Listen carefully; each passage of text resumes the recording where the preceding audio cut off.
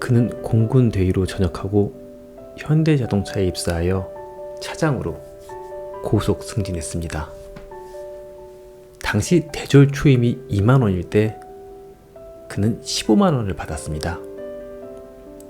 그런데 좋은 직장을 퇴사하고 아들 둘에 딸 셋을 데리고 미국에 이민을 갔습니다. 그런데 중학교 2학년인 큰아들이 교도소에 가게 되었습니다. 자식을 잘 키우겠다고 이민하는데 아들은 학교에서 왕따를 당했고 미국 아이들에게 놀림감이 되었습니다. 그때마다 아들은 반격을 가했고 이 때문에 교장에게 여러 차례 불려가 체벌을 받았습니다. 불만이 쌓인 아들은 어느 휴무일 이틀 동안 다른 미국인 친구와 함께 학교 건물에 들어가 이것저것을 쑥대밭으로 만들었습니다. 이 사건은 지역신문 1면에 났고 온 가족은 좁은 응접실 구석에 앉아 통곡했습니다. 한국인의 얼굴에 먹칠했다는 비난은 기본이고 등하교 때 그 집을 피해가라는 한인들도 있었고 같은 교육부 학교에 내 아이를 보낼 수 없다라며 전학을 시키는 부모도 있었습니다.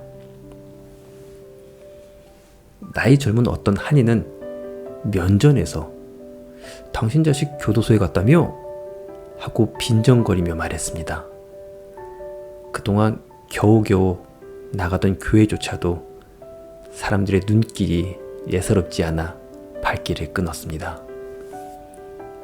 교장 선생님은 세상의 학교에 이렇게 기물을 때려 부순 사건은 처음입니다.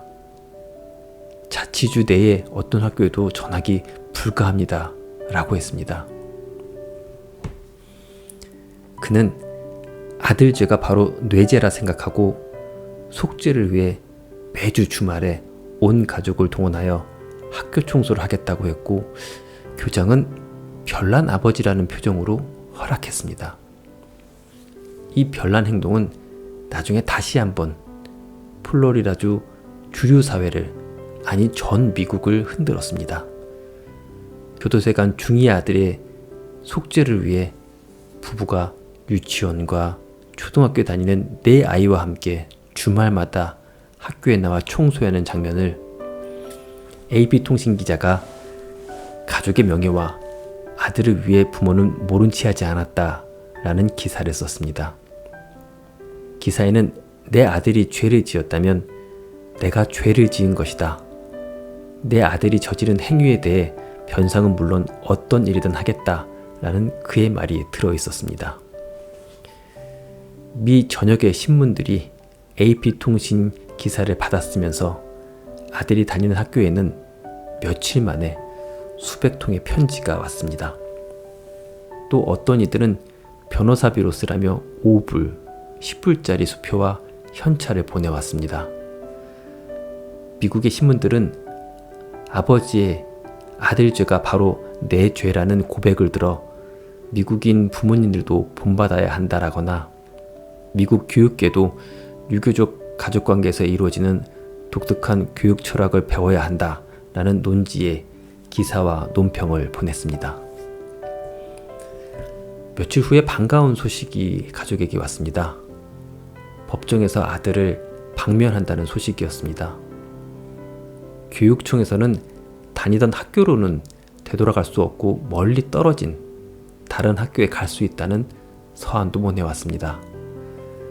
구 말썽꾼 아들은 변하여 센트럴 플로리다 대학교 학사와 플로리다 텍 석사 학위를 받은 후 미 우주항공국 나사 산하방산업체에서 근무하며 고위 우주선 탑재 전문가로 일하고 있습니다.